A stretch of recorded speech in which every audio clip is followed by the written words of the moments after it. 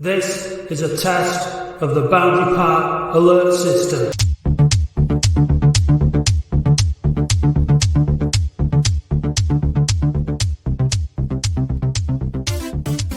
Hello and welcome to the Boundary Park alert system. My name's Matt Dean.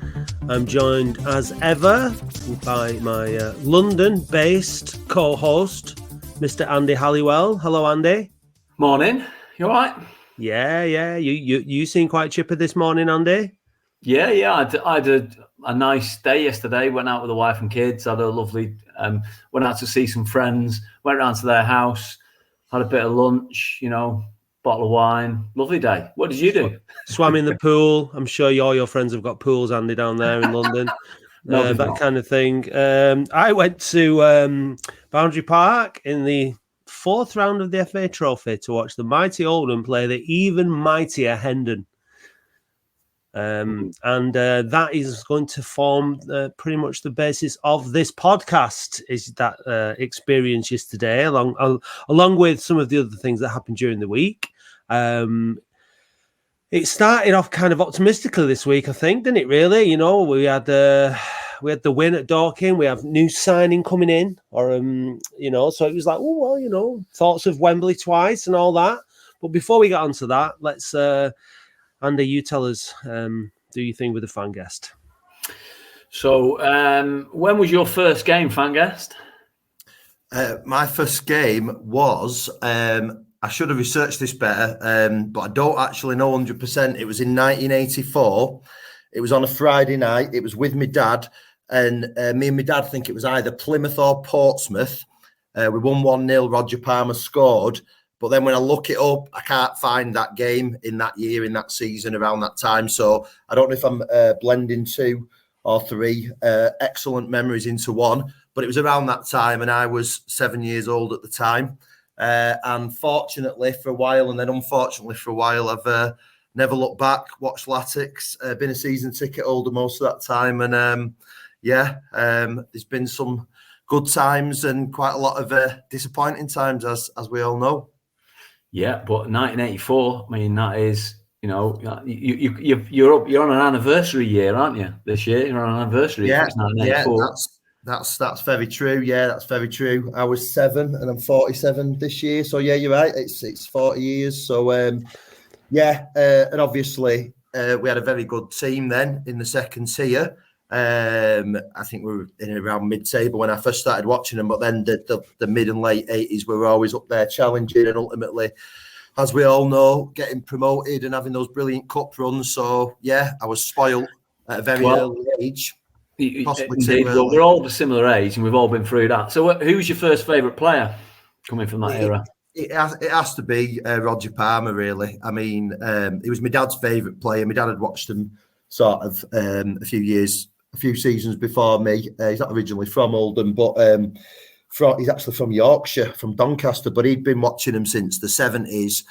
So he'd seen Palmer since when Palmer signed for us, and he just loved Roger Palmer, and I remember him telling me about him. So I was biased before I saw him play, but he did become my favourite player. Just the sort of opposite of some of the personalities and prima donnas we see now. Are sort of, his personality was a lot of what I like. Not arrogant in the slightest bit, but obviously a great player. So yeah, it's got to be Roger Palmer. But then obviously a lot of heroes in the late 80s, early 90s as well. What is your favourite Latics related memory? He's pretty predictable for people our age, but it's got to be the Neil Redfern penalty to win the second tier championship, second division as it was called then. That game in general, obviously that season and the season before it, but just the emotions at play for that penalty. I mean, I almost cry thinking about it now. I was crying my eyes out as a, whatever I was, 12-year-old, 13-year-old, whatever, and just so nervous for the penalty and just obviously the relief and emotion when he scored was just unbelievable. But obviously how the game had gone, typical Latics, typical Joe Royal, amazing stuff. And I know you've only asked me for one, but obviously the semi-finals at Main Road against United. I remember them so well for how young I was and how excited I was. All the cup games really were brilliant. All those giant killing acts at Boundary Park, just great times. And obviously you get a bit emotional even thinking about it now, don't you? When you think how far we've fallen and what level we're at now. But yeah, great time. To be fair, there was a giant killing act at Boundary Park yesterday, weren't there? So it's not like we've. This is very true. This is very true, and I've been having a similar conversation as we do these days on text and WhatsApp with some of my mates this morning. The shoes on the other foot. We won away at Everton when we were two tiers below them. We won away at Fulham when we were three tiers below them. Shocks happen in football.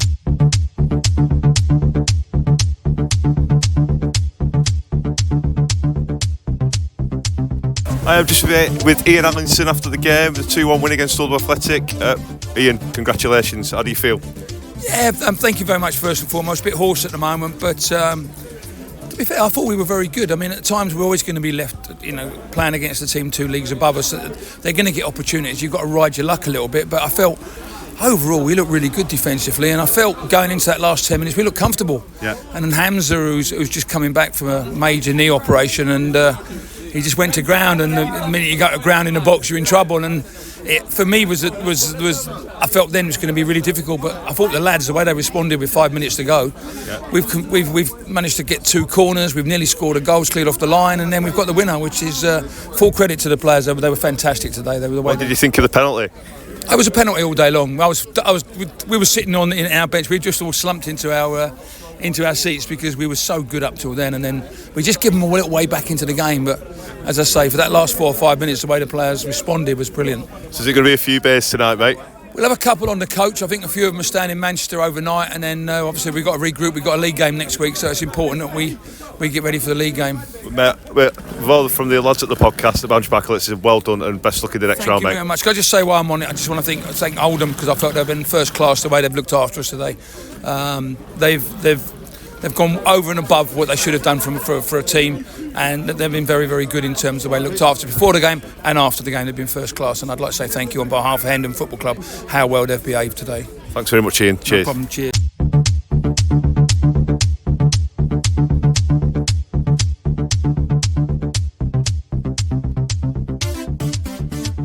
This morning's fan guest is. Do you want to give your name so everyone knows who you are?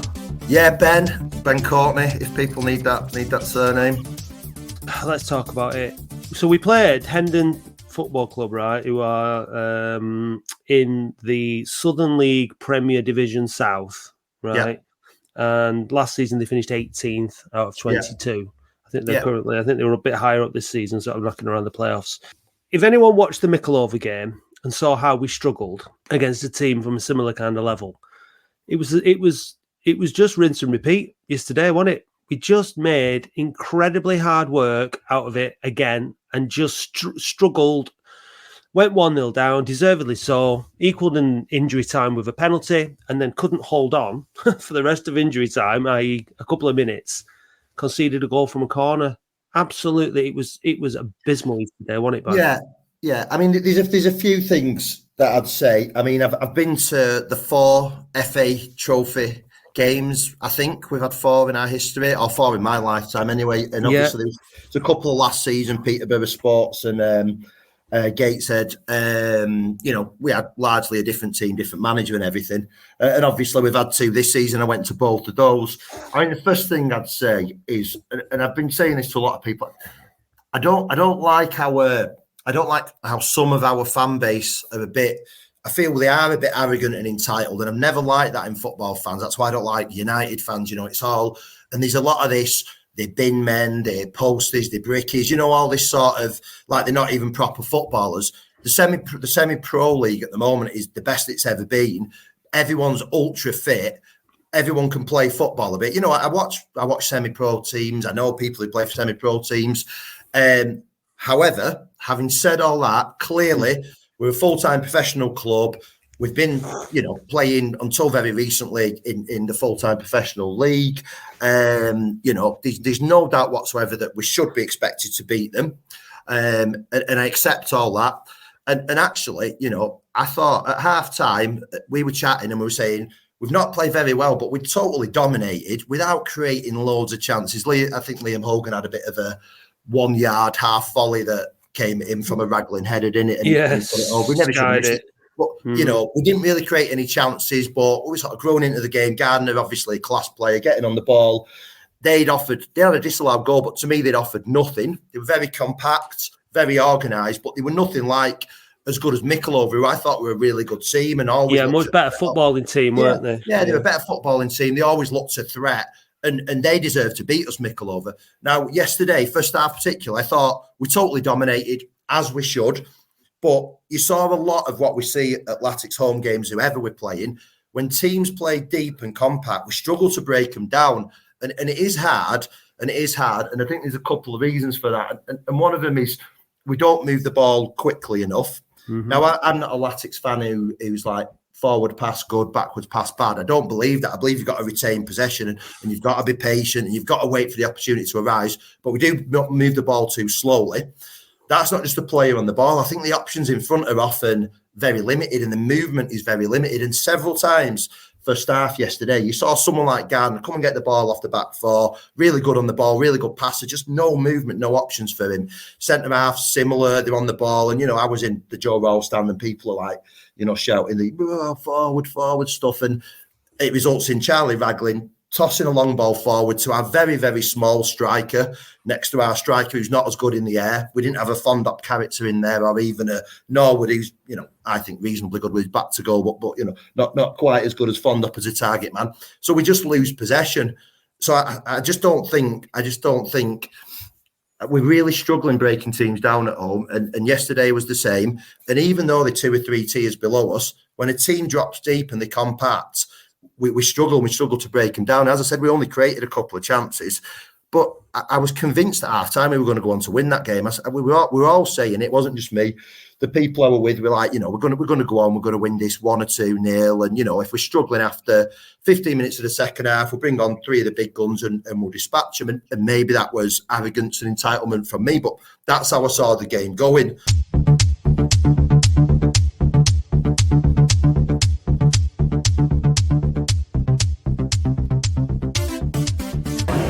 Hi, it's Sexy Dave Bradley for the Oldham Athletic Podcast, Boundary Park Alert System. I'm just here. What's your name, please, pal? I'm Paul. Paul, what? You're on the world famous Boundary Park Alert System. What's your full name? Yeah, I'm Paul Hutton. Everybody at Hendon knows me. All right, well, so what are your thoughts about today then? Just really pleased to be here. It's a big game for us. We're not expecting too much, but it's just a big day out. We'll enjoy it. Oldham is a really friendly club. So yeah, we're just going to try and enjoy the day out, and you never ever know what happens in football. So obviously being a Hendon fan, do you know much about Oldham and stuff like that? Not to be rude, but yeah, did you remember us back in the halcyon days of the Premier League and stuff like that? Absolutely, because between us in our family, you know, obviously we follow league clubs as well. So my brother's a Chelsea fan, he's been up with Chelsea before. So obviously, no, Oldham is a massive club. I was just chatting with some of your fans. Oldham Athletic is still a big name. So at this level, you know, you're a big club. So it was a choice between Chesterfield and Oldham. You'd rather be playing Oldham, would you? I would say yes, because my experience of being here before, Oldham is a really friendly club. Everybody's really friendly and welcoming. So yeah, really pleased to be here. And what do you think of the fans bar facility and all that? You know, being a visitor to this ground, because this is quite new for us, only 2 seasons old. This is a really good experience, because even at non-league level, when you go to some away games, the fans ain't that friendly. It's not nice to mix. This is really good. It's a really nice vibe. It's really nice chatting with the home fans. So, no, this is a really good concept. Right, so I'm going to put you on the spot now. What's the score going to be? Oh my goodness! Do you know what? If we nick a draw, I'll be really happy. But realistically, I think it's going to be a home win. Straight to penalties if it's a draw, mate. No, I know. I think maybe a home win by a couple of goals, but you never ever know. Cheers, mate. Thanks very much. That's all right. I'm just here with another Hendon hooligan. What's your name, please, pal? John Melnick. You've just dropped your programmes there. Just hang on a minute, pick them up. Yeah, you've got quite a few there. How many have you got? Have you got about 10? You didn't rob one. You didn't. I know you're a hooligan, but you didn't rob our programme seller, did you? No, you bought them military, didn't you? No, I did. I gave some to some Hendon supporters. Oh, brilliant. So, what's it like being at Boundary Park? Impressive so far. So far, it's been very impressive. Yeah. I'm really amazed by the setup here. Oh, fantastic. I've been looking at the results that Hendon have. You don't draw too many games. The last draw you had was the 23rd of September. You either win by 2 or 3 or lose by 2 or 3. So are you sort of a leaky defence or a high scoring team? What is it? I think we're a higher scoring team than last season. We're better at home than we are away. But the cup is the cup. Yeah. You know, it's winner takes all. So how did it feel when you saw the draw or listened to the draw on Talk Sport and you heard Oldham come out? What did it feel? Talk me a bit through that. Got the top dog in a trophy. Top dog in the trophy. I'll take that. I like you. Flipping heck. So I would say Oldham are probably the best club in the trophy so far. The most recognised and the one that everyone was after. yeah, and they have Sexy Dave on the podcast, so they are brilliant, aren't they? So you know what I mean. What more do the Oldham fans want? So I'm going to put you on the spot, mate. What score is it going to be today?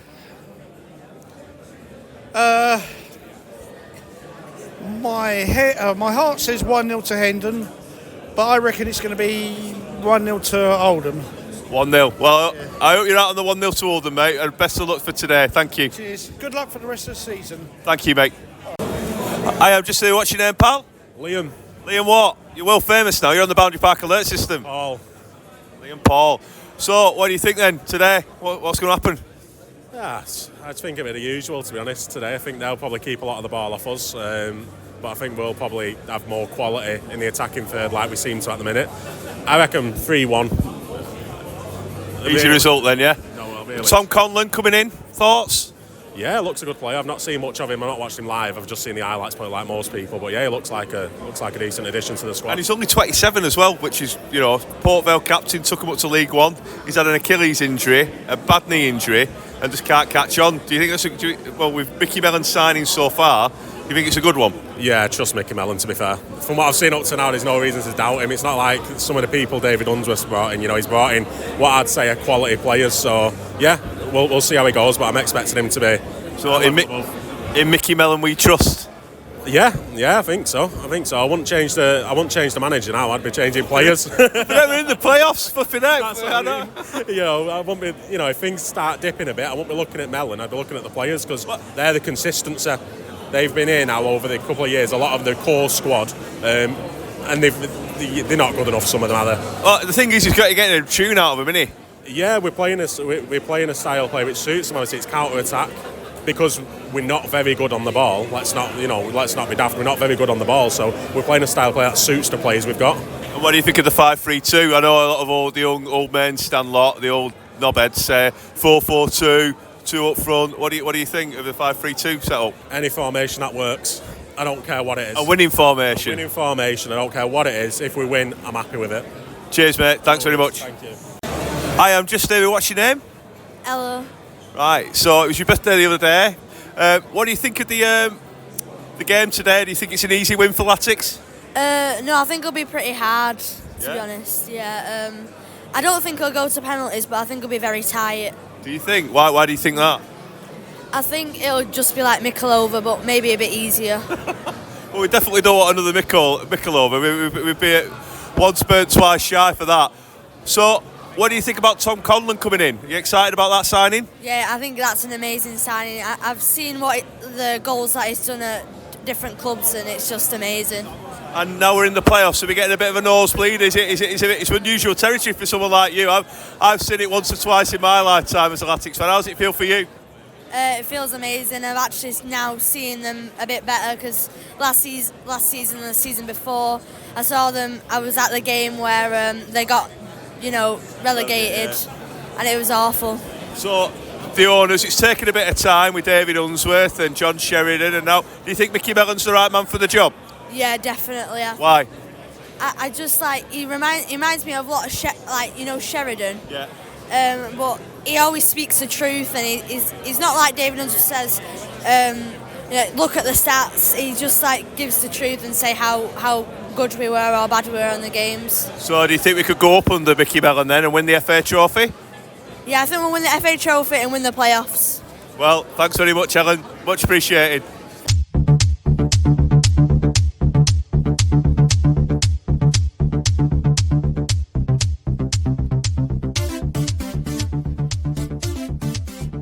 Second half, again, I didn't think, I've seen people say they dominated our midfield. I don't think so. I thought we had control of the game, but we just never really created any chances. And the one we created, which is where the game turned for me, was for Hallam Hope. Shortly before Hendon scored, Hallam Hope has been a striker in his career. He has played up front for us, but under Mellon, he's mainly been either sort of wide or in a midfield three, which is where I think he's best because he works hard. He's a real honest pro. He's not particularly good technically. He's a real honest pro, and he scored a couple of goals for us. But he missed the chance. He missed a really big chance for us. Hit it straight at the keeper. Shortly after that, we know what happened. There was a mistake, and we conceded. As you said, Matt, we managed to get a bit of luck with the penalty. One of our brighter players, probably the new lad, Ethan Walker, won a penalty for us. Again, I heard some people say it wasn't. I thought it was. Got a penalty, we scored. And as you said, we've got to at least hold on to penalties. Yeah. And it just... a couple of minutes. It was another mistake, wasn't it? And I don't like calling players out, but obviously it was a mistake by Norman and we didn't react to it and game over. So I think I probably share your view and a lot of Latics fans' views. I'm obviously really disappointed about it. I don't buy into it's an embarrassment, it's a disgrace and all that sort of stuff. Football, is full of shocks. If the best team beat the worst team every time, we'd be bored of it. We'd never want to watch it, would we? If the higher placed team in the league always beat the lower placed team in the league, we wouldn't turn up every week. We'd just go, it'd just be a sort of exercise like that where we just say we know we're going to win. So I get all that. I mean, I would defend Mellon for his changes because we've got the game on Tuesday, Saturday. The league's the priority, and he can fully expect to win that game with those players. We didn't bring in 6 kids, we didn't bring in 6 sort of youth players or players who've never played. We brought in Dan Gardner, who's arguably the most technical player in the team, one of the best players in the team if we can keep him fit. All right, Hogan's a bit out of place at left back, but he's club captain. He's always in the team. Hallam Hope been playing regularly, a bit out of position up front. And obviously Ethan Walker's been signed to play. And I don't think anyone would criticise Conlon going on the bench. So I think that's a good enough team to win it. And I don't blame Mellon for it. He can expect his players to win that game. The players did let us down in the end, didn't they? Because they didn't turn possession into chances. They didn't turn chances into goals. And it's the same old story, isn't it? And we've seen it at home the majority of the season, sadly, haven't we? If our home form was anywhere near our away form, we'd be right up there, wouldn't we? So well, let's have a listen to Micky Mellon because Dave spoke to him yesterday, and let's see what let's hear what he had to say. Micky, Boundary Park alert system. I bet you're quite exasperated saying that you feel like with the teams let the fans down, and does it not play in your mind? It obviously does play in your mind, but how do you react to this for Tuesday now going to Boreham Wood? I stick to my priorities. Priority was always Tuesday. The team was picked today to protect some for Tuesday. Get on with Tuesday. The biggest disappointment for me is that people got an opportunity today to show us what they're capable of and probably missed that and let that go. And that's the disappointing thing. But we go again on Tuesday for our bread and butter, and we go with a team that we believe will get us a result on Tuesday. I'll be honest, I will back that off in terms of going at the cup. Disappointed that we've lost a game of football, but we move on to Tuesday. Tuesday's our bread and butter. That's what we've got to go and do well in. In terms of, I know you want to protect the players, but do you feel let down?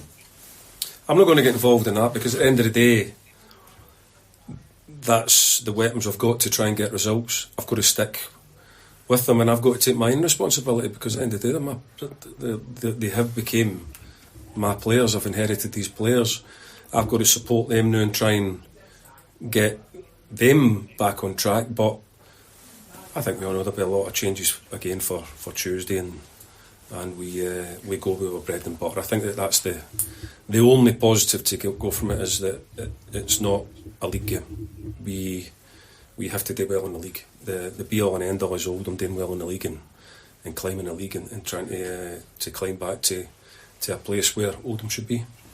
Is it about squad depth as well? Because you've brought a couple of signings in. Do you think there's a few more needed? I think that we always knew that there's a lot of work needing to be done. I think you have to look at performances and results and look with your eyes. That's what I've said before. And look and see what evidence you've got in front of you and believe that evidence. You've got to look at that. because that's all you've got. And when you see things happening, you go, well, listen, that's not good enough. It's not good enough. We need to be better. And that's where I'd like to leave it, because it's what I've got at the minute, and it's what I'm going to have to continue to try and get the most out of. And I'll take responsibility and try and do that. But I'll keep driving it on, and I won't forget about today. Micky, fair play for your honesty. Thank you. All right, guys. See you later. You could definitely hear the disappointment, and fair play to Dave. That was sexy in inverted commas, Dave Bradley, with the questions there, asking the questions that we would have wanted to ask as fans. Micky Mellon, without being too sort of disrespectful and to his squad and his players, said pretty much there that, look, I've given squad players a chance to come in, and they've not done it. And some of these players have had the opportunity throughout the season now. All right, they might not get full 90 minutes very often or whatever, but like you as a footballer, the opportunities you get are the opportunities you've got to take. And whether you get 10 minutes at the end of the game, 45 minutes or 90 minutes, you've got to leave an impression on the fans and on the manager and on the rest of the team in that time. And unfortunately, too many players that came in yesterday didn't do that. I think, just to expand a little bit on what you were saying before, Ben, about the performances and in the league and all that kind of stuff, and about the controlling the game. I thought we controlled possession quite a lot, but I don't think we're in control of the game so much as that. In that, when Hendon got the ball, they were able to exploit us down, particularly down the flanks, and get in and get balls into the box, and that's how their first goal came about. And it was the same against Dorking. We just got these areas, these weak areas on the pitch where we can just get exploited. And even if we do have the ball, we're still, we're still vulnerable. So Micky Mellon's seeing all this. He knows what needs to be done, clearly. I try not to get too stuck on the R word, Andy, but I think he was, he was expressing there that when he says there's a lot of work to be done, he means in the transfer window, doesn't he? He means in terms of personnel and in terms of bringing in, like you said before, Ben, the square pegs in the round holes to make sure that we've got lots of what was it last week, Andy? Rhomboids in star shapes. Yeah, we need to get the right pegs for the right holes, don't we? We do. And if you look at that starting lineup yesterday, of the players that came in who you might consider to be first teams, proper first team squad players trying to push for a place in the side. How did Dan Ward, Dan Gardner, the new lad Walker, and Kurt Willoughby? Those are the four players really that really should be, trying to make a pitch for the starting lineup. How did any of them show anything in that game yesterday? I didn't watch it. All I did was check the score towards the end of the game. What do you think, Matt? Did anybody? I'll echo a little bit what Ben said. Walker, out of those four, was the one player who looked like he had a bit of something about him yesterday, and it was his debut, So down that sort of left-hand side, he has some nice touches. He wants the ball, like, you know what I mean? You were spot on, Ben, before. We said this during the game yesterday. It's not just the fact that the player with the ball isn't given the ball quickly enough and moving things. The players off the ball. I mean, it's 99% of a game of football, you don't have the ball. And it might even be more than that. But it's what you do off the ball, not what you do with the ball, which is more important, generally speaking. So they're just not showing for passes. The movement is not good enough. They're not sharp enough. When they get the ball, it's not take a touch. And you need to know what's on before you've taken your touch. That's the awareness. It's just not there in this squad. Their perception, their understanding of the game, the movement of each other. Now, how much of that is down to coaching? We've had 3 coaches now this season. I just think the players in this squad aren't good enough and the squad is not deep enough to deliver. Now, we're still in with a shout in the playoffs. I want to mention, you mentioned 3 players there. Kurt Willoughby did nothing really to affect the game yesterday. It's very, very difficult to see what we're seeing in him because he's not showing it in a Latics shirt. That's not being unkind to him. It's just the truth. Like Micky Mellon said, use your eyes. We've seen him perform. He's got a good goal against Micklova, but that's pretty much about it. And Dan Ward yesterday, did you notice this, Ben? There were times yesterday when Dan Ward either lost possession or didn't quite get to the ball first. in the sort of 3/4 of the way up the pitch, and his job then as a midfielder is to chase the ball and get it back, and he did not do it. No. He let players get away from him while he jogged behind them, so that they then had the freedom to play the ball further up the pitch, usually into the flank, and it put Hendon on the front foot. And that, for me, for a central midfield player, is an absolute disgrace. And that performance from Dan Ward yesterday was he wouldn't be anywhere near the first team for me on that yesterday, because to not be chasing back and putting tackles in as a central midfielder is just an absolute sin. So for the likes of a Willoughby and a Ward, who were both signed, we have to come back to the R word here, because they were signed by a combination of scouting by Thompson and his team and Unsworth and his team. And, we were having a look at Willoughby for 6 months. So it does beg a belief that they have signed these two. I mean, but I go back to what I said right at the start of the season. We spoke to the Gateshead podcast lads who were not gushing about Dan Ward at all. They said he was all right, but they weren't that bothered. And so we're scratching our heads that what have they seen in them? So it's interesting that you say, Walker has played one game, so you can't judge yet. You've got to give him more time. But you're saying he looked like he had something about him. Josh Stone's played 4 games or whatever he played before he got sent back, but he clearly made a material difference in a very short period of time. Conlon looks like he's got pedigree at a high level. So these are the only players that have been signed by Mellon and Brabin, and they look a cut above anything that was signed by anything before, other than the likes of a James Norwood, obviously, who came with pedigree, who kind of probably almost landed upon us. So yeah, it just goes back to the summer again, and I'm afraid one of the other key signings from the summer to mention, Andy, and based again, he was brought off yesterday as he was against Dorking at the weekend, was Josh Lundstrom.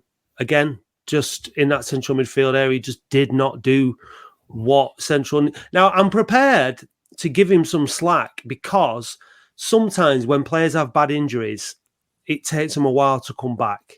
And he was clearly played every minute for Oldham last season, was the player of the season. So there's obviously something in him. So I'm not going to write him off just yet, because I think sometimes 12 weeks out, whatever it was for him, it sometimes can have a knock-on effect, and it can take him a while to recover. So I don't like being too hard on players, but you can only judge them on what you see. I don't think we've seen the best of him yet, but I don't know. Should we do a bit of this week's rumours? Should we do a little bit of a rumour roundup? Go on then. So maybe one of them will come off. So what's been going on this week in terms of, it's quite interesting. The Conlon signing came out of nowhere, didn't it? There were no real rumours picking up Conlon, so it looks like the club have plugged the leaks a little bit, and it's quite sort of good to see that happening. But the rumours that I've heard this week are, we've had a look at Billy Waters. In fact, we had a look at Billy Waters when he was at Halifax and we were coming down out of League Two. He followed Pete Wild to Barrow, and then Wrexham signed him from nowhere and just didn't play him. And he's gone on loan to Doncaster. Apparently, we had a look at him, so we're obviously looking for strikers. We knew a few weeks back, because Dino Manria had sort of done an article in the Burton newspaper about us inquiring about Cole Stockton. He said he wasn't for sale, or they weren't going to get rid of him. Since then, Dino Manria has been sacked. A new manager's come in. Stockton's gone further down the pecking order. Then over the last week, Burton have signed a player on loan from United, and then formally, I think Alan Nixon has said this morning, or it's in the Sun on Sunday today, that Burton are going to make Cole Stockton available for transfer. So you'd imagine that we'll go back in. I think he references, unfortunately, they also suggest that other teams, such as Charlton, are interested potentially in trying to sign Cole Stockton. So it depends whether he wants to drop down a couple of divisions or whether he wants to stay where he is. So we're obviously looking for a striker. There's a rumour that maybe we've inquired about Idris Kanu at Barnet, who's a winger, winger forward, wing back, who's one of probably one of their best players. Him and Kabamba seem to be the ones that make a big difference. So that'd be interesting to see what happens there. Obviously, we signed Conlon, and then there was a fullback that Blackpool have got that was on loan at Chorley called Jack Moore, who's gone back to Blackpool. Maybe we might be interested in signing him. So there's obviously quite a lot going on in the background. And Micky Mellon said in the week that, maybe things might start moving. So he yesterday, really, he's going to be thinking, and he was very careful about what he said to Dave there and on the club's interview and to Suzanne Geldard. Some of these players don't think are going to feature at all, and are going to be moved out. Like we said last week, a few of these players are, you may expect them to me. I found it interesting that Nuttall didn't even get near the squad yesterday. I thought he might have just given him a chance yesterday, but he didn't. So yeah, there's going to be wholesale changes, isn't there? I'll tell you what, there was an interesting rumour. You might want to play it, Matt, because I've clipped it. But there was a social media channel called Tykes TV, which is the Barnsley fans sort of podcast. And I've clipped a couple of minutes from their particular output from last week, which is an interesting thing to listen to. Player I would have back, though, in attack, and I know that we have made tentative approaches. We are interested in is this will be an interesting one for comments. James Norwood. Certain things have been on social media where James Norwood still in his Barnsley kit.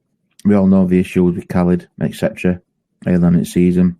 I remember watching him playing the pre-season friendly, his only game against Crewe. He scored and he were on verge of being involved in current affairs, having signed that extension in close season. So a bit of a weird one this, where all of a sudden we'll link with Wrexham, but he went out to Oldham. He just came out of club. We are interested in James Norwood. I would welcome him back. This was a bit interesting, this, because for a poll done by BFC Marcus Pauls, when he signed his 1 year extension contract when we triggered it, I think it was 90% were, good move, that kind of player that is really bought into the fabric at club. He knew what it meant. All being well, we're bringing it on training pitch as well for youngsters around us. And then when he went, people like saying, oh yeah, we're cashing on him, he's too old. We've got X amount of pounds for him, he's off at wage bill.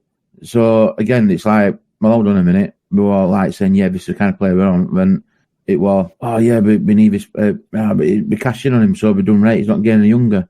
I'm like, wow, really? How can it change so in a matter of weeks? So for me, I would welcome James Norwood back. I think he'd definitely do a job for Barnsley. He'd definitely get up in amongst the defenders. I think we're missing that. But again, it'd be an interesting one. Let me know your thoughts about James Norwood. Potentially, would you have him back? What do you make of that, Ben?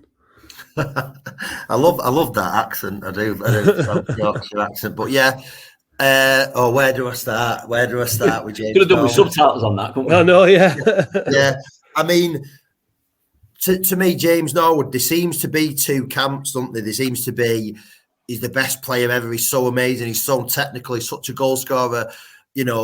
How can he even be played at this lowly level when he's so amazing? Camp, and then he don't like being here. He don't run around. He don't try hard. He never smiles. He moans at players when he misses chances. He's lazy. So they're the two polarised camps on him. I am actually in the middle. I knew you were going to say that. Yeah. Well, I was building up to it, wasn't I? But, I did. What happened with Norwood for me? So I watched most of the pre-season games, and I gave Unsworth my full support at the time. And I thought Alex Reid and Fondop were developing quite a good partnership up front. And, and I thought, that looks promising for the season. You're one who's big and strong, handful and everything, one who's quick, runs the channels, plays on the shoulder. I thought that would be good. And I think that's how we would have started the season. And then Norwood just came from nowhere, didn't he? Last minute, no one, a bit like Andy was saying before, no one really saw it coming. I know there was rumours like a day or so before that he was available. I think he was going Wrexham, wasn't he, originally? Anyway, he came for us and it changed everything because obviously he's on lots of money. We won't go on about that too much, but we know he's on lots of money. He's dropped down 2 divisions to play for us. So he goes straight into the team, fair enough. And it changed the way we play. And I went to Southend first game of the season and I thought he was awful, really awful. And I do judge him differently because he's on a lot more money, rightly or wrongly. I do. I expect more from him. And I thought it was awful. The team was awful. Southend were more up for it. And I thought, here we go. Then I think the second game in the season, was it Aldershot when we beat them 5-1? Was that the second game of the season? And he scored a couple and played well with Nuttall. And I thought, wow, he's brilliant. And I do think he's had a bit of that season. Yeah, I know he scored loads of goals for us. He's set goals up, and that's the main thing he's there to do. He's on the pitch. But I do think when the chips are down and when we're not playing well, he's not the sort of player you want in the squad. I don't think he gets people going. I don't think he encourages people. I think he is a prima donna. I think, you know, when he played against Mickle, he looked like, why am I in this game? I shouldn't be here playing this team. That's honestly how it looked to me. He didn't try at all. And he does annoy me because he's clearly got loads of ability.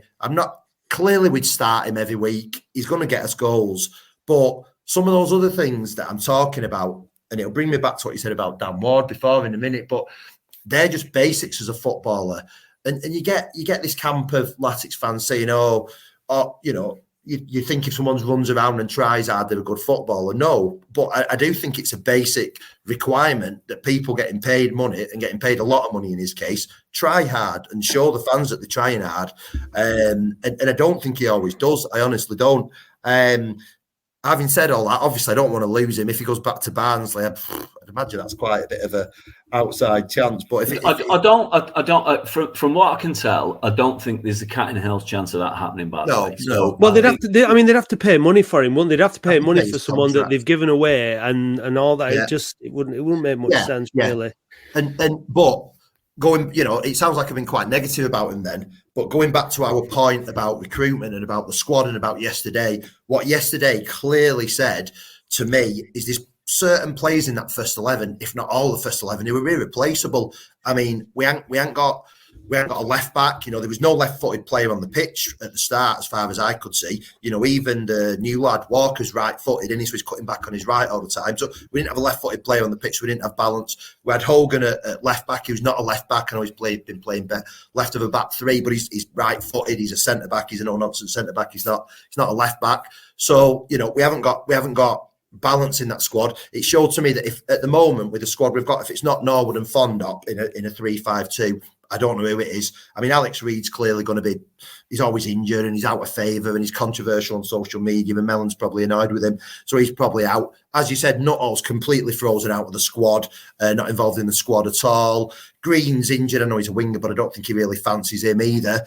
But yesterday, Hallam Holt's been playing in midfield and I think he's like the opposite of Dan Ward to me. Hallam Holt made mistakes all game yesterday, but he always tries to win it back. You can see he's angry with himself and he'll go back in and he'll tackle or he'll foul or he'll put them off and he'll try hard. And that basic level of effort, we're paying our money to watch the club we love. We want to see that, don't we? And as you said, Matt, when you see Dan Ward, I mean, I've not been impressed with him in any game I've seen him. I know a few people have said he's been good off the bench at like Woking, and I watched that game. I didn't really think so. The other home game the other week when he came off the bench, I didn't think he was very good, and people said he had some nice touches. I don't know what he is because I thought he was meant to be a right-footed, left-sided midfielder. He was sent to me yesterday. Don't know what he is or what he played for Gateshead. But yesterday, I just thought he was rubbish, to be honest. And I know that's quite harsh, but he didn't seem to control the ball well. As you said, Matt, he was always losing the ball, didn't have any creativity. But the bare minimum you want when someone's having a stinker is that they try hard, get angry, you know, go and put a cruncher in, get a yellow card, just do something to show the passion. And he just did not have it at all. And that's why I think Micky Mellon likes players like Hallam Hope, and he's been included him in his midfield because he works hard and he's industrious and he's an honest player. Dan Ward not seeing it at all up front. Hallam Hope can't play up front again, in my opinion, because he showed he can't really do that. Kurt Willoughby, I mean, he's not had lots of full games and he's played out of position, but what is he again? I mean, is he this quick on the shoulder striker? Should he play with a big man? I don't know, but he's not that quick though, is he? He doesn't seem to have. It's difficult to assess. And I think, like you made, you know, it's a good point that you made about the non-league, you know, the sort of semi-pro and amateur levels now. Yeah. Fitness is far, far greater. People look after themselves. It's not a fag in the changing rooms before the game, is it? You know, kind of bitter at half time. Like, it's not like that anymore. It's totally different. So we've seen that with Mickle. Bishop Auckland, was it, yesterday, hammered Aldershot, 6-1 or something. Like, there is the gap is closing, but for players like Dan Ward yesterday at Latics, you know, you're showing I'm a professional footballer here who's got aspirations to play in the Football League. We're playing in the National League now, but players like him who are on a couple of year contract, you know, if everything goes really well this season and we get promoted through the playoffs, they'll be Football League players next season. Potentially. And, you know, so they should be showing that they have got what it takes to beat a side like that at home. I want to say, because we had Lee and Ian from Alison from the club on the phone in on Wednesday. Fair play to them. Congratulations to them. The fans were great yesterday. They turned out in numbers. They were buzzing when they won. It's great for them. As the romantic in the club, I always go for when I'm watching football. That's why I love the FA Cup and the cup competitions. Always root for the underdog. Love a giant killing. It's what the game's all about.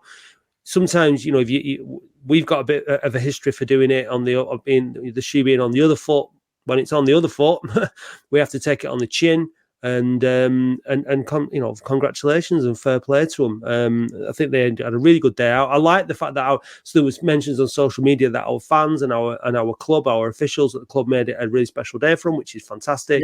But the one area that we want to punish them is on the pitch, and we don't want our players to give them a nice day. I would consider myself to be a nice person, nice human being. I'll be nice to people in any environment. Same goes for a football club. I expect that of a football club. But when the players on the pitch are the 11 people who have the right to not give them a nice day out and to you know, to punish them and say, right, you know, everything else being equal, you're all going to have a great day, but you lot. Your 11 isn't as good as our 11, and we're going to show you. And we didn't do it against Mickleover. We didn't do it yesterday against Hendon. And we're just too easy to blow away. We got absolutely murdered last week in the second half against Dorking. You know, like, there needs to be a big reaction on Tuesday night against Boreham Wood, because if we do win, and Altrincham are at Chesterfield on Tuesday night, if Altrincham lose at Chesterfield and we beat Boreham Wood, we're up into 5th position. And regardless of how poor, you know, it puts us into a great position for the playoffs. So it's a massive, and it obviously is Micky Mellon's priority. I was in the camp of, I'd love us to do well in this competition, because I think it's one step forward, one step back in it. When you get a result on Saturday and you come here and play like that in front of a decent crowd for the fixture. There was nearly 3,000 there yesterday. It's a stutter in the momentum. The other point you make is not only did Aldershot went out, Chesterfield went out, Hartlepool went out. So, you know, you're looking at that competition. It was blown wide open from teams at the top. You know, I think Bromley. I think the only way to look at it now is I hope Bromley go all the way to the final and get slightly. They have one eye on trying to win the FA Trophy and slip up in the playoffs. That's probably the only way to look at it now. But that competition was there for the taking, wasn't it? After all those teams were going out, and it is a real disappointment that they haven't done. I think some of it comes down to, you know, people talked about attitude and playing for Latics in you know, with one of the arguably the biggest team, certainly the biggest team in terms of history in this division at least. Did you listen to Tom Conlon's interview that was on BBC GMR in the week? Again, I've clipped just a very small segment of that entire interview. It just gives you a little bit of a feel for how Latics can be an attractive proposition to players in terms of the scale of the club. Do you want to play that, Matt? Really looking forward to it. I spoke to the manager probably about 5 days or a week ago now, and it's something I wanted to get involved with straight away. He spoke really well about the club, about the new owner, and I was excited about it, and I can't wait to get going now. We're talking about a really big club as well in Oldham Athletic. I'd say that, you know, I don't want to sound too arrogant when talking about Oldham here, but I do think they're a club that are too big for that division, really. Was that part of the reason that you wanted to join them, Tom? Absolutely. When I mentioned it to my dad straight away, he said, "Yeah, that's a big club. That even though they are in the National League at the moment, I think it's got everything in place, the foundations in place, especially mainly now that the takeover's happened, for us to hopefully get in the Football League. But it's easier saying it than actually doing it. We as players have really got to come together and see what we can do this season." Was that what Micky Mellon said to you then when he was trying to sign you? Come on.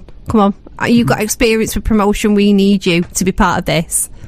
Yeah, he said what the aim was, and that was pretty clear straight away, that the club are looking to get back in the Football League as soon as possible. And again, like I said, when I was looking at what club I wanted to go to next, I wanted it to be exciting. I wanted them to be going for something, and that's exactly what Oldham Athletic are doing. It's incredible, actually, at the minute in the National League for our local sides. Altrincham, Oldham, Rochdale, all sniffing around those playoff places. So it really could be an exciting playoff campaign. You know, it's not just about getting out the National League. Oldham fans will feel like they should be much further up in the EFL.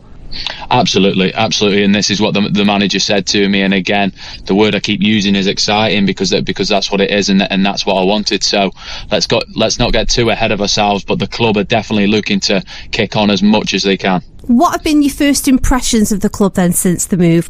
Yeah, I went down Tuesday. It was my first day at the club. I've played there a few times and always liked the ground. And yeah, I was showed the brand new gym. I met the lads, who seemed like a great bunch. I went down to the training ground. So there's loads of boxes it was ticking, and I felt like it went really well. I got a real good feel of the place, and I'll be getting back into training tomorrow, and I'm really looking forward to it. What about you then, Tom? What are you going to bring to this Oldham team? Yeah, I was saying I'll be committed to the cause for as long as my contract is. As long as I'm at the football club, I'll be giving everything to it. It's a brilliant place to play football as well, Tom, Boundary Park. The atmosphere there and getting those fans behind you, it must be a real plus for a footballer arriving at a club. It's massive. It's something a player looks when they look at the club that's in for them straight away is how are the fans? Do they travel in their numbers? Do they show up at home games? And it's a box it massively ticks. So I'm really looking forward to getting out there in front of the fans, and yeah, keep supporting the team. I love how the description of all that sounds really good, but mirrored with the actual reality of a lot of that what is said there is based on potential and based on a really, really good day at Boundary Park and that kind of thing. What we need though is we need the likes of Tom Conlon to step into the Oldham shirt and not be intimidated, walk down that tunnel onto that pitch at Boundary Park and not be intimidated by the size of the club, by the size of the job at hand, by the crowd and all that kind of stuff, because that is what we've got. We've got players in our squad who are intimidated to be at Boundary Park, who are not big enough characters, big enough personalities, and unfortunately in some cases big enough talents to wear the shirt and to fill it, and they're intimidated. And then you're getting Hendon, Micklova, Ebbsfleet, pick a number of teams that have done it who've come up to Boundary Park. It's a one-off occasion. They can bring themselves right up for it, and they outplay our lads. And unfortunately, what we need someone like Conlon to come in and show us that he's worthy of it, and then link up with the likes of Norwood from that midfield to the strikers. That combination. We need players that are going to excite Norwood. I think what you were saying before about him is right, but I think a lot of his frustrations coming is like, what the hell have I? Who are some of these players? Like they're just not up to the level. They have football intelligence. They don't move. They don't see the game in the up to speed with what he's used to, and it's frustrating him. And I can understand that. So what these next signings, and like you said, Andy, before, with the likes of Josh Stones coming in, the signings that are going to actually excite Norwood and think, actually, yeah, I've made the right decision, because I can appreciate that from day one, like you said, that Southend game, he must have thought, I've dropped a bollock here coming to this place, because they're nowhere near ready. I thought they were going to be nearer to promotion challenge than they are now. Having said all that, we're in sixth and we are challenging. So I think Mellon's got a better eye for a player. We're in sixth place, and I think Mellon's got to be given credit for getting us into sixth place with the squad he's got, which he clearly is tiptoeing around saying they're not good enough. Hopefully, Brabin, I think it's Brabin is the person. I think Conlon said in his interview it was Brabin who contacted him. Brabin was the person who recruited all the players that Micky Mellon turned into a decent side at Tranmere. So Mellon's probably recognised that his skill maybe isn't in the scouting and the bringing in of players, and has brought Brabin in alongside him. Brabin's also worked with Terry McPhillips before, who we know is at least interim head scout at the minute. So it looks like they're trying to fix that problem. And from the little snippets we've seen so far, recruitment seems possibly arguably to have improved a little bit, but we don't have enough players to judge that, but hopefully we will.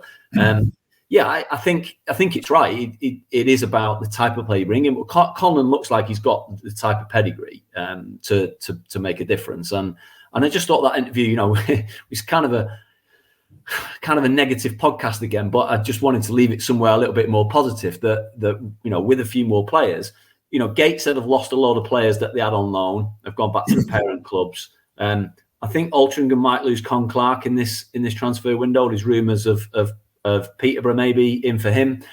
So the teams around us could be losing some players and we could be gaining some. We could end up, at the back end of the season, hitting a bit of form with a better side just at the right time. And I get that. That's what we just got to hope for, isn't it, really? Yeah, and I think, again, to end on a positive or to add a positive, I genuinely believe if Mellon has his strongest 11 that we've got at the moment available, I think he would get us in the playoffs. I think we'd maybe not comfortably, but I think we'd finish 6th or 7th.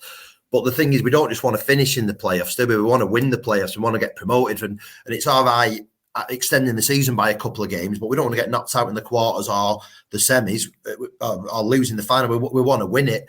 And I think we need to be building the squad so we've got a team good enough to win the playoffs. And I think I didn't see enough of Conlon to comment really yesterday. Played a few good forward passes, got on the ball a little bit.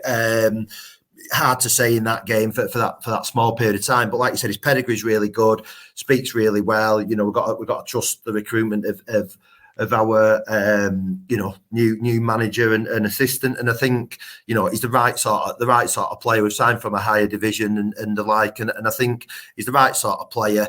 And I think what we've all agreed on is that the squad, the first 11 can be probably quite strong in terms of results at that level, but we're probably not going to win the playoffs with that team. We need to bring in some more quality in some key areas, and if we can do that, then I think we can have a really good go of it. And as you said, Matt, to pick up your point and apply it to all players, home form has been terrible, away form's been amazing. It's largely the same players. There's got to be something in it that those 7,000 fans at home are working against us somehow, and people are feeling the pressure, and the crowd do get impatient and negative, and that's going to happen in any home game. But we've got to start making Boundary Park a fortress, haven't we, and using it to our advantage. And if we can start getting home results, then we're onto something then, aren't we? So yeah, that's my positive. Yeah, look, the positives are that regardless of what happened yesterday, we're still in 6th place, and come Tuesday night we could be in 5th place. Yeah. And we just have to ultimately getting up into that position and getting into the playoffs and hoping to finish the season strong and having better players in it by the end of January. Because really, the other thing is that by the end of January, after that, you're not probably going to bring in any more players that are going to be able to influence the squad or that are going to be available, are going to be good enough. This is a period because of the transfer window in the EFL, and ultimately that's. I mean, who have we brought in from? We've brought in Hudson from the lower divisions, if you like, that has worked. Willoughby's coming from lower division, that's not worked. The players that we brought in from this division haven't really worked, in Dan Ward and Josh Lundstrom this season anyway, not all. So I don't know, if we need to be doing more of our business from the EFL, maybe so. Certainly in terms of, and obviously in terms of loans as well. So it's a big window. But we're still in with the hunt. The problem is that you, especially with the podcast, is that we only judge it on the game that we've just played, and the game we just played was yesterday against Hendon, and we got beat. And so that's where we're at. So it's hard to stay upbeat based on yesterday's performance. However, we've got, and that's the good thing about the Saturday-Tuesday thing, is we've got Tuesday night to put it right. So hopefully the big guns, your Nathan Sherrans, your big Mikey Fondops back in the squad, and we'll see what happens. But let's see what happens first and foremost when Ben Courtney, 47, season ticket holder for many of those years, takes on Latics Mind. Are you ready, Ben? I'm ready, but apologise in advance for my poor memory as I'm so old. Well, may the force be with you.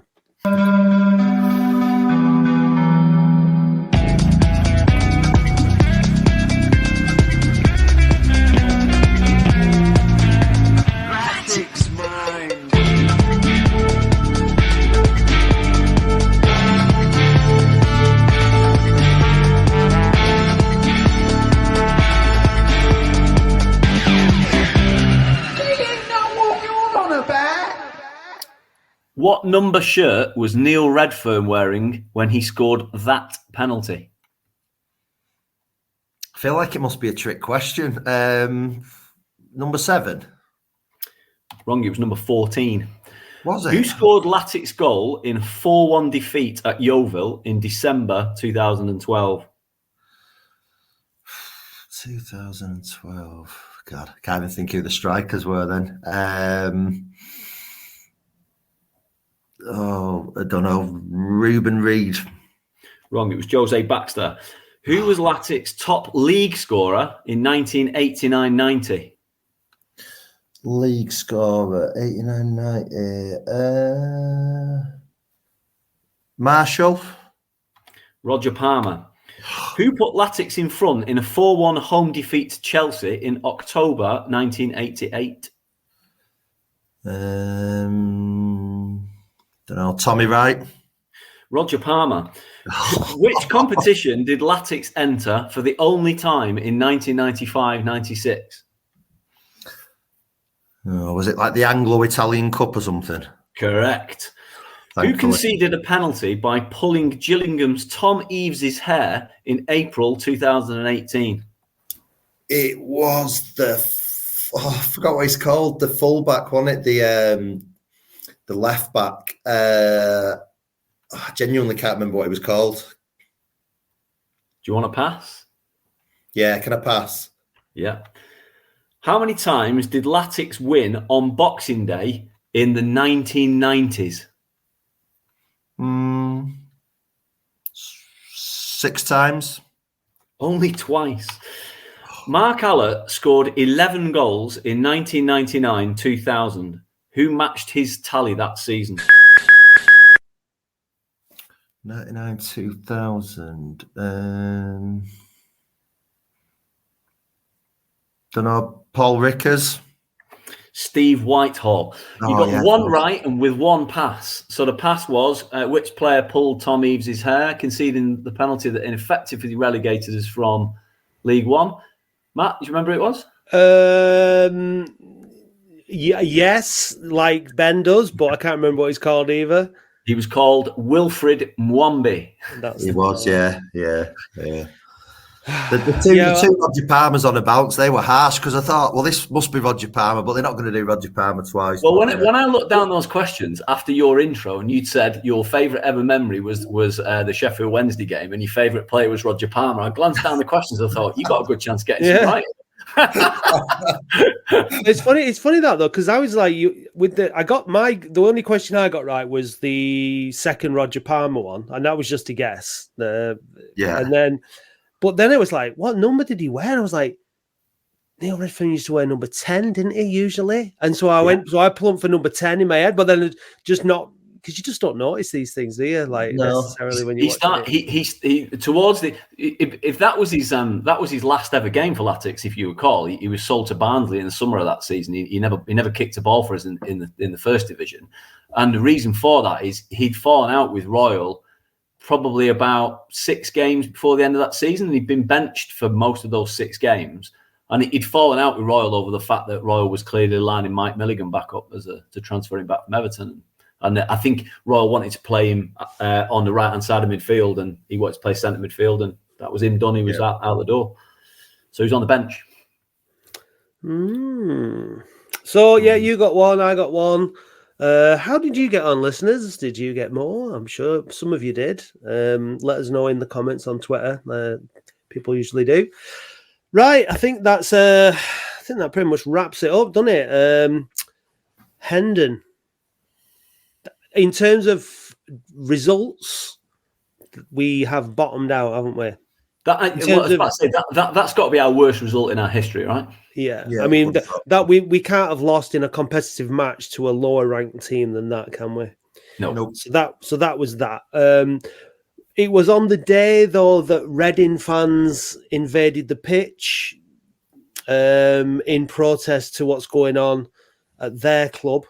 Which always just male fans for supporting it as well. I mean, it always contextualizes things for me when I see that kind of thing as to where we are now. All right, you said it was a terrible result. It was an abysmal performance. I thought we were going to go 90 minutes without scoring against a team from that level, because we just didn't look like we had any teeth up front. We got a penalty, but we're not in that situation again now, where fans have deemed it so desperate that they're getting a match called off, something we never did. So it's just awful that there are people running football clubs into the ground still, and the EFL rightly being the target of the vitriol, along with obviously the owners of the club at Reading. But it's things like the Fair Game campaign.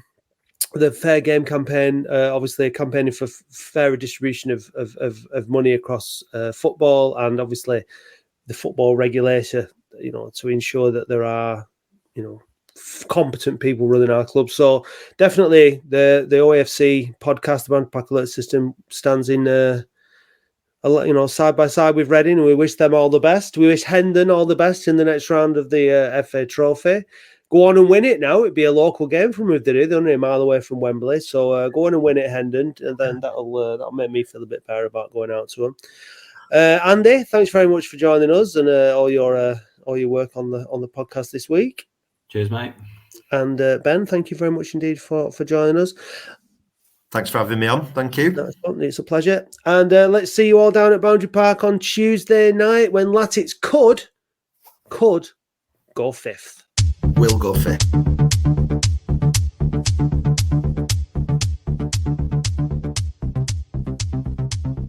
Thank you for listening to the Boundary Park Alert System, a QPod production hosted and produced weekly by Matt Dean, Andy Halliwell and Dave Bradley. QPod is Oldham's only dedicated podcast production company, and if you'd like to learn more about how podcasting can help take your brand to the next level, visit kupod.co.uk. A huge thank you goes to all those people who subscribe to the podcast on Spotify. We really appreciate you all. Please visit oafcpodcast.co.uk and click Be a Supporter, or find the link in the show notes if you'd like to help us fund the show. It's only $2.99 per month to subscribe, but if you'd rather make a one-off donation, please visit buymeacoffee.com/OAFC podcast, or click the link on our website. Don't miss the Latics football phone-in every Wednesday live from 8:30pm. Please visit youtube.com/@OAFC podcast and do hit subscribe while you are there.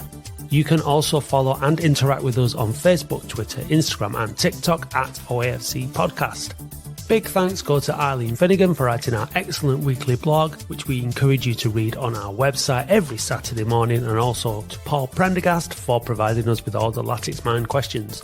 The title music for the show is by Manchester DJ and producer Starion, and for more information visit bandcamp.com/Red Laser Records. If you'd like to be a guest or contribute to the show, we would love to hear from you. Until then, see you next time.